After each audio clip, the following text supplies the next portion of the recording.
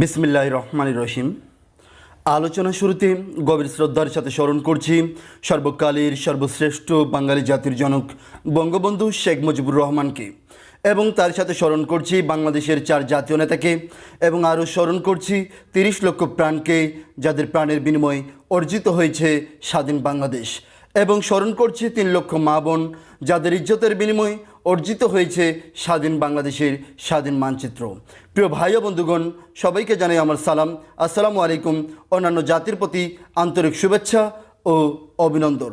আজকে আমার আলোচনার বিষয় কোটা সংস্কার আন্দোলন নিয়ে।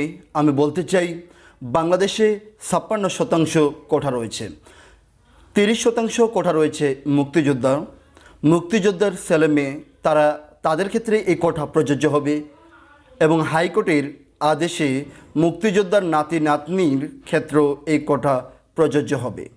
মুক্তিযুদ্ধের কোটা বহাল করে হাইকোর্টের রায়ের স্থিতিতা অবস্থা আপিল বিভাগ সর্বোচ্চ আদালতের আদেশে সরকারের পরিপথ বলবৎ আছে।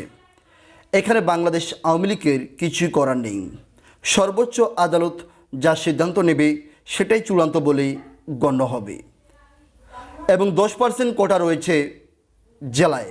বাংলাদেশে অনেক জেলা রয়েছে, অনেক জেলার মানুষ যারা অত্যন্ত দরিদ্র, হতদরিদ্র, এইসব জেলার জন্য 10% কোটা দেওয়া হয়েছে, যাতে করে সেই সব জেলার শিক্ষিত ছেলেমেয়েরা সরকারের বিভিন্ন গুরুত্বপূর্ণ অংশে দায়িত্ব পালন করতে পারে।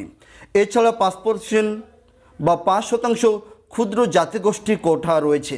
পৃথিবীর বিভিন্ন দেশে ক্ষুদ্র জাতিগোষ্ঠী রয়েছে, এমনকি বাংলাদেশেও রয়েছে, যেমন খ্রিস্টান, চাকমা, বার্মা ইত্যাদি ইত্যাদি ধর্মের মানুষ, তাদের জন্য 5% কোটা দিয়েছেন সরকার। এছাড়া 1% কোটা রয়েছে প্রতিবন্ধী প্রার্থীর। আমাদের অনেকেরই সন্তান রয়েছে যাদের যথেষ্ট বুদ্ধি রয়েছে এবং তারা শারীরিক প্রতিবন্ধী, তাদের সার্টিফিকেট রয়েছে, তারা অনেক শিক্ষিত, তাদের জন্য 1% কোটা দেওয়া রয়েছে।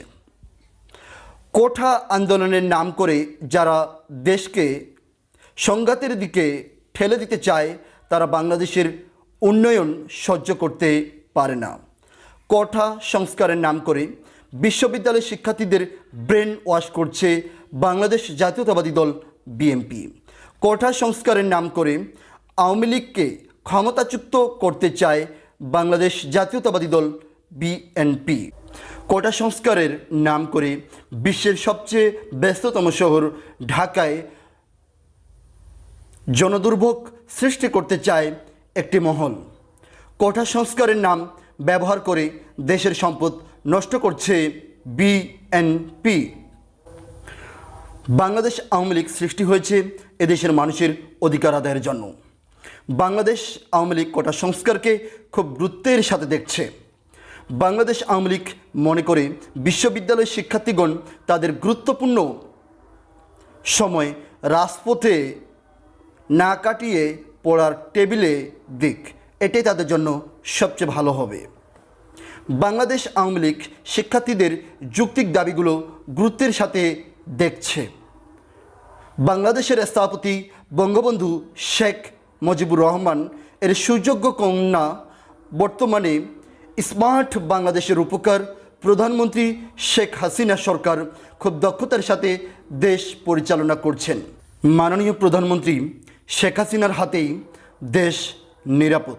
শিক্ষার্থীদের যৌক্তিক দাবিগুলো গুরুত্বের সাথে দেখছেন মাননীয় প্রধানমন্ত্রী শেখ হাসিনা। শিক্ষার্থীদের রাজপথে না গিয়ে পড়ার টেবিলে সময় দিতে বলছেন মাননীয় প্রধানমন্ত্রী শেখ হাসিনা। বঙ্গবন্ধু কন্যার উপর ভরসা রাখুন। জয় বাংলা, জয় বঙ্গবন্ধু, জয় হেতু শেখ হাসিনা, জয় হোক বাংলাদেশের 18 কোটি জনসংখ্যা।